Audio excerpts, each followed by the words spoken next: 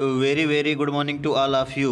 इससे पहले की जो हमारी क्लास थी वहाँ पर वाल्ट व्हिटमैन की कंप्लीट बायोग्राफी को हम लोगों ने डिस्कस कर लिया था।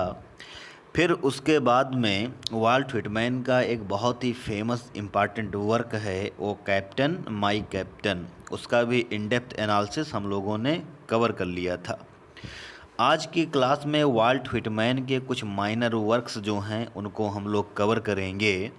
यहाँ पर जो वर्क्स मैंने मेंशन किया है वहाँ पर इन डेप्थ एनालिसिस करने की ज़रूरत नहीं है, क्योंकि यहाँ पर जो ये पोएम्स हैं वो बहुत ही लेंदी पोएम्स हैं और इसलिए इसका इन डेप्थ एनालिसिस हमें नहीं करना है। बस हमें कन्फर्म ये रखना है कि जो ये पोएम्स हैं वो वाल्ट व्हिटमैन की पोएम्स हैं और जो ये पोएम्स हैं इनका मेन कंटेंट क्या है, यहाँ पर वाल्ट व्हिटमैन क्या कन्वे कर रहा है, क्या बता रहा है, तो उसका बेसिक थीम, बेसिक पर्पज क्या है, इन सारे पॉइंट्स को हमें यहाँ पर कवर करना है। तो सबसे पहले हम लोग डिस्कस कर रहे हैं वाल्ट व्हिटमैन का वर्क है जिसका नेम है out of the cradle endlessly rocking. 1871 में जो ये पोएम है वो पब्लिश हुई थी। देखिएगा यहाँ पर कुछ और भी बहुत सारे कॉन्सेप्ट हैं जो कि हमें कवर करना है। देखिएगा जो इसकी ओरिजिनल टाइटल है इस पोएम की वो है अ चाइल्ड्स रेमिनिसेंस। मतलब वाल्ट व्हिटमैन ने जब इस वर्क को लिखा था तब वाल्ट व्हिटमैन ने इस वर्क को जो टाइटल दी थी वो टाइटल है अ चाइल्ड्स रेमिनिसेंस, ये इसकी ओरिजिनल टाइटल है। फिर आगे चल कर के 1860 में जो ये पोएम होती है वो पब्लिश होती है और इस पोएम को पब्लिश कराया जाता है लीव्स ऑफ ग्रास, जो कि वाल्ट व्हिटमैन की पोएम्स का ही कलेक्शन है। वाल्ट व्हिटमैन की बहुत ही फेमस पोएम्स जो हैं वो पब्लिश हुई हैं leaves of the grass collection में पब्लिश हुई हैं। तो इसी कलेक्शन में वाल्ट व्हिटमैन की जो ये पोएम है out of the cradle endlessly rocking, जिसकी ओरिजिनल टाइटल आ चाइल्ड्स रेमिनिसेंस था, इस पोएम को 1860 में लीव्स ऑफ द ग्रास में पब्लिश करवाया गया था। जब 1860 में इसको पब्लिश करवाया गया था तो इसकी टाइटल रखी गई थी आ वर्ड आउट ऑफ द सी, ये टाइटल रखी गई थी और इस टाइटल के अंडर जो ये पोएम है वो पब्लिश हुई थी 1860 में। उसके बाद में आगे चल कर के 1871 में जो ये पोएम होती है इसकी टाइटल चेंज कर दी जाती है और इस पोएम को हम अब नेक्स्ट टाइटल से जानते हैं और वो टाइटल हो जाती है out of the cradle endlessly rocking.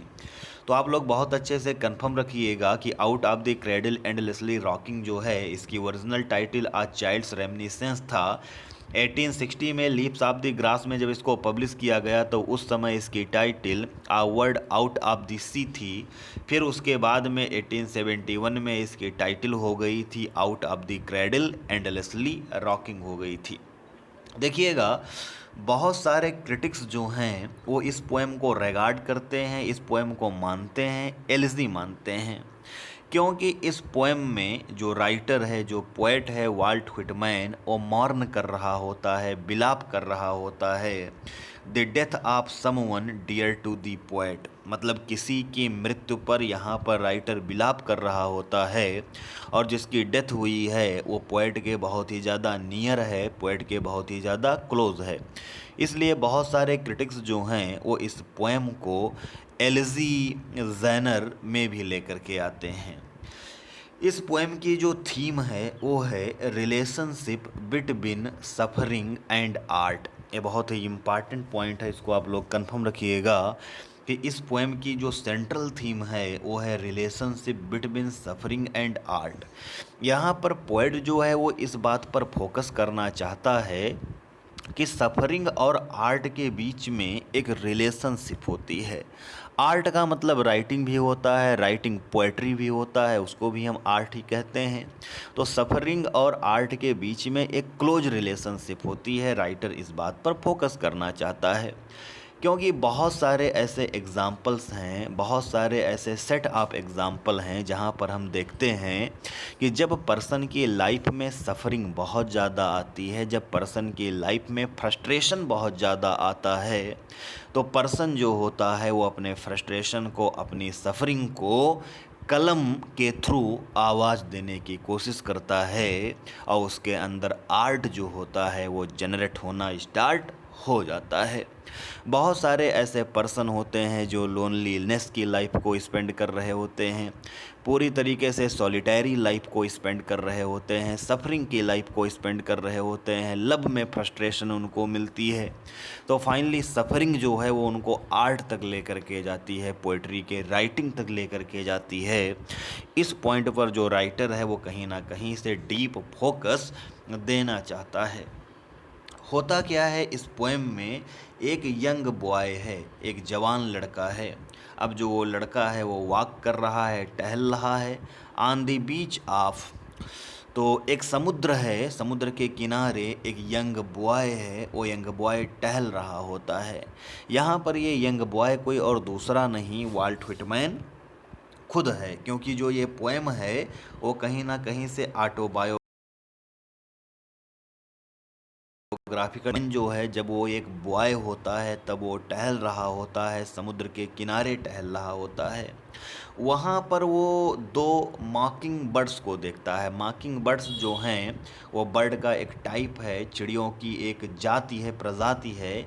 तो मॉकिंग बर्ड्स को देखता है वाल्ट व्हिटमैन। वो लोग नेस्टिंग कर रही होती हैं, घोंसला बना रहे होते हैं। एक दिन की बात होती है, जो वो मॉकिंग बर्ड्स होते हैं उनमें से एक मेल थी और एक फीमेल था। एक फीमेल थी, एक मेल था।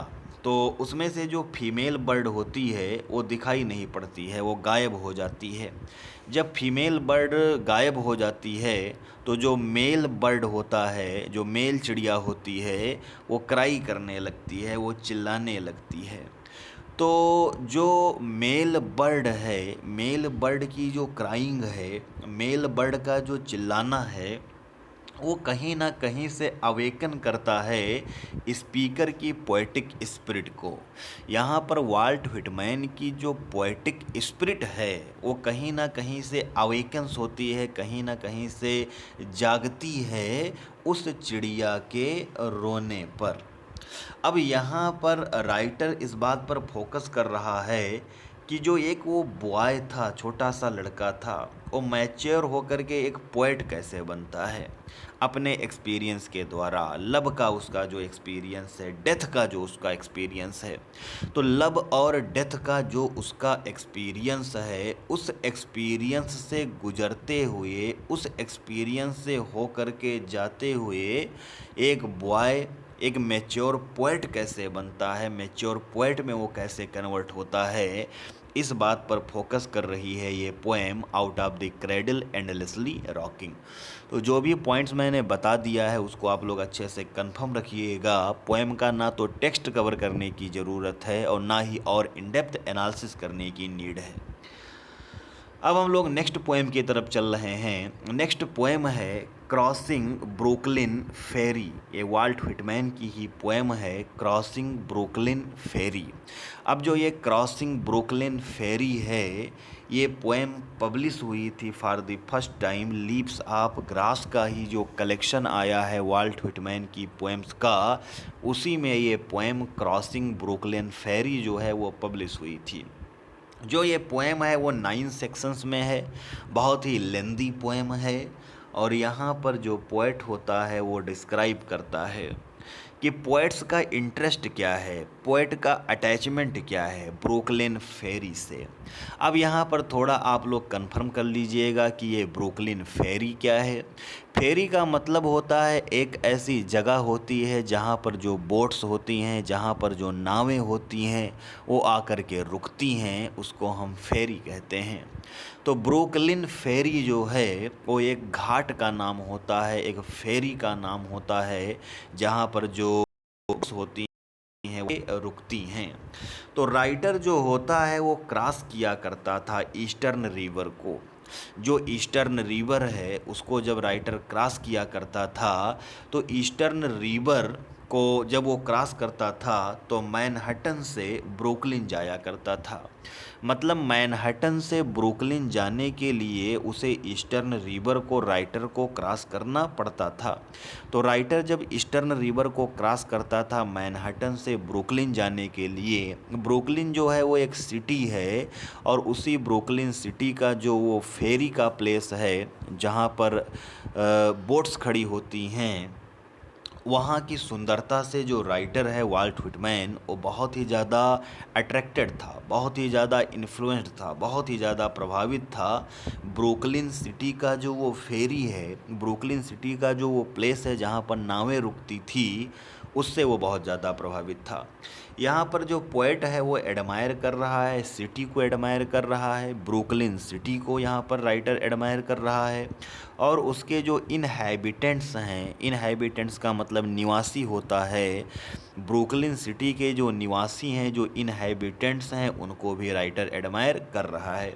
राइटर जो है वो रिवर को एडमायर कर रहा है, ईस्टर्न रिवर को एडमायर कर रहा है, वेव्स जो रिवर की जो लहरें हैं, जो वेव्स हैं, उनको एडमायर कर रहा है, सनसेट को एडमायर कर रहा है, सूर्य का अस्त होना उसको एडमायर कर रहा है। राइटर यहाँ पर जो है एडमायर कर रहा है ब्रुकलिन फेरी को, ब्रुकलिन फेरी के चारों तरफ की सुंदरता को, वहाँ पर जो लोग खड़े हुए हैं, जो नेचर का एंजॉयमेंट कर रहे हैं, प्राकृतिक सुंदरता में खोए हुए हैं, उन सभी लोगों को एडमायर कर रहा है।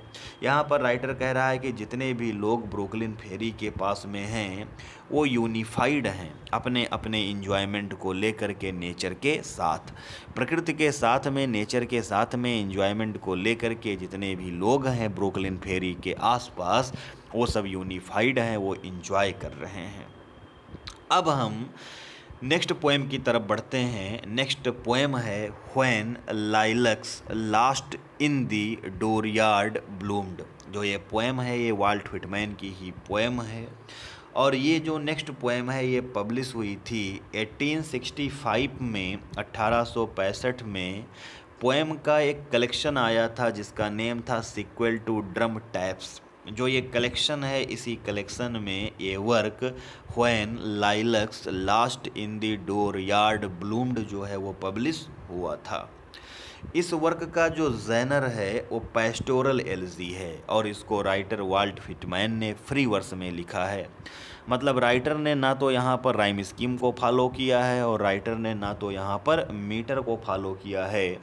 फ्री वर्स का यूज करते हुए वाल्ट व्हिटमैन ने अपनी इस एलजी, पेस्टोरल एलजी को when lilacs last in the dooryard bloomed को लिखा है। जो ये एलजी है वो 16 सेक्शंस में, 16 सेक्शंस में डिवाइड की गई है, बहुत ही लेंदी एलजी है। और इस एलजी को वाल्ट व्हिटमैन ने अब्राहम लिंकन की डेथ पर लिखा है। अब्राहम लिंकन जो कि अमेरिका के प्रेसिडेंट थे, उनकी डेथ पर राइटर ने इस एलजी को लिखा था। इस एलजी में सबसे पहले जो एक्सप्रेशन है वो पर्सनल ग्रीफ का एक्सप्रेशन है। यहाँ पर जो राइटर है वो बहुत ही ज़्यादा दुखी है, पर्सनली दुखी है। यहाँ पर नेचर की जो इमेजरी है, रूरल एरिया की जो इमेजरी है, पेस्टोरल एरिया की जो इमेजरी है, उसको बहुत अच्छे से डिस्क्राइब किया है राइटर ने। और राइटर यहाँ पर दुखी है पर्सनल ग्रीफ को लेकर के, पर्सनल लेवल पर जो उसको नुकसान पहुंचा है, जो उसको क्षति हुई है, जो उसको डैमेज हुआ है प्रेसिडेंट लिंकन की डेथ की वजह से, सबसे पहले इस एलजी में वो उसको डिस्क्राइब कर रहा है। फिर इसके बाद में जो राइटर है वो एक प्रोसेसन की बात कर रहा है, एक जुलूस की बात कर रहा है, जिसको मॉर्नर्स, जो बिलाप करने वाले लोग हैं, मॉर्न करने वाले लोग हैं, उन्होंने निकाला है और वो अब्राहम लिंकन की डेथ पर सबके सब दुखी हैं। उसके बाद में इस एलजी में लास्ट का जो पार्ट है वहाँ पर जो राइटर है वो कंसोल कर रहा होता है, सांत्वना दे रहा होता है कि उसके बिलव्ड वन की डेथ हो गई है। फिर उसके बाद में राइटर अपने आप को कंसोल कर रहा है, सांत्वना दे रहा है। तो इस तरीके से इस एलजी में हमको पर्सनल ग्रीफ जो राइटर का है वो भी देखने को मिलता है, जो प्रोसेसन है मॉर्नर्स का वो भी देखने को मिलता है, और राइटर कंसोल खुद को कर रहा है वो भी हमें मिलता है। देखिएगा यहाँ पर इस एलिजी में स्टार्टिंग में ही बताया गया है कि स्प्रिंग का सीज़न होता है, बसंत की ऋतु होती है। लाइलक्स जो है, जो कि एक तरह फूल होता है, वो ग्रो हो रहा है, वो बढ़ रहा है, और जबकि अब्राहम लिंकन की डेथ हो चुकी है। राइटर कहता है कि हर साल जब जब ये स्प्रिंग का मौसम आएगा तो उस समय जो राइटर है वो मौर्न करेगा, विलाप करेगा लिंकन की डेथ को लेकर के, क्योंकि प्रेसिडेंट लिंकन का जो डेथ हुआ था, जो मर्डर हुआ था, वो स्प्रिंग का जो सीज़न था उसी समय हुआ था। तो राइटर यहाँ पर मार्न कर रहा है और कह रहा है कि जब जब साल में स्प्रिंग का सीज़न आएगा तो ये स्प्रिंग का सीज़न वाल्ट व्हिटमैन को अब्राहम लिंकन की डेथ के बारे में याद दिलाएगा, और जो राइटर वाल्ट व्हिटमैन है वो विलाप करेगा, मार्न करेगा, हर साल विलाप करेगा। इसी एलजी में एक वेस्टर्न फॉलन स्टार की बात की गई है, और जो ये वेस्टर्न फॉलन स्टार है वो अब्राहम लिंकन को रिप्रेजेंटेट कर रहा है, सिंबलाइज कर रहा है। तो इस तरीके से जो इस एलजी का मेन कंटेंट है वो भी मैंने कंफर्म कर दिया है। तो आज की क्लास के लिए इतना ही। अब वाल्ट व्हिटमैन का जो कुछ भी वर्क है, जो कुछ भी आप लोगों के लिए एग्ज़ाम के पॉइंट ऑफ व्यू से इम्पॉर्टेंट हो सकता है, उसको कवर करना इम्पॉर्टेंट हो सकता है, वो करा दिया जाएगा। फिर उसके बाद में जो नेक्स्ट राइटर्स है उनको हम लोग कवर करेंगे। तो आज की क्लास के लिए इतना ही। Thank you very much to all of you.